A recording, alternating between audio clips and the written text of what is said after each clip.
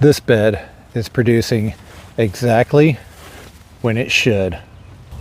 And this one is already becoming a problem. Same farm, same weather, just completely different outcomes. One system stayed on schedule, one section started falling behind. Most people think production problems start with the fertility, but usually they start with timing. First, your harvest timing starts to slip, then it creates a transitioning problem downstream for your next succession of plantings, and eventually the whole entire system loses momentum. Productive farms aren't random collections of crops. Instead, each section is supporting another section. From harvesting to reseeding, each stays connected. That way the farm becomes one whole system. Everything has to keep moving.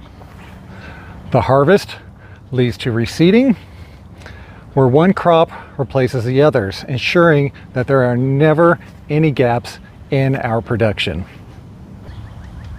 When systems stay on schedule, everything flows easier. The harvest becomes simpler. The labor spreads out more evenly, and there's less scrambling during the busy weeks.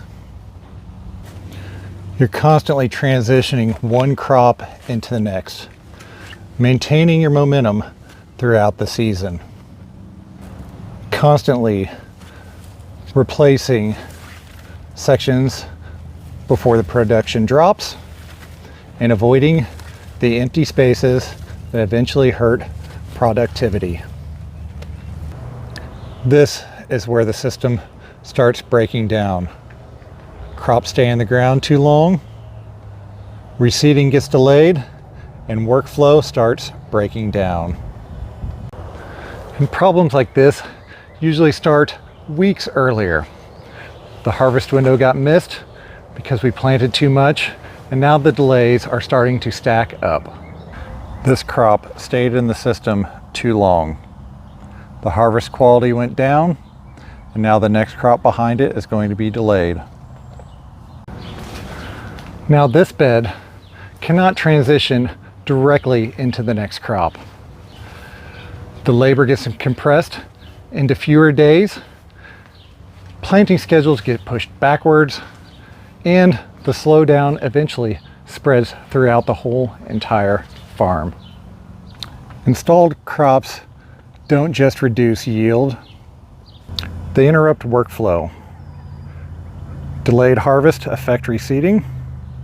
Reseeding affects future harvest timing, and one stalled section creates a chain reaction affecting your timing. The solution appears before the problem ever starts. The next section gets prepped well in advance and then tarped, so when it's time to plant, it's ready to go and weed free. The transition always occurs before the production ever has a chance to slow down.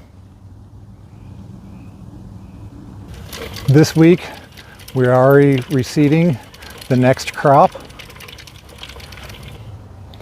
We are starting our next succession of transplants to ensure we have a continuous supply for the next planting,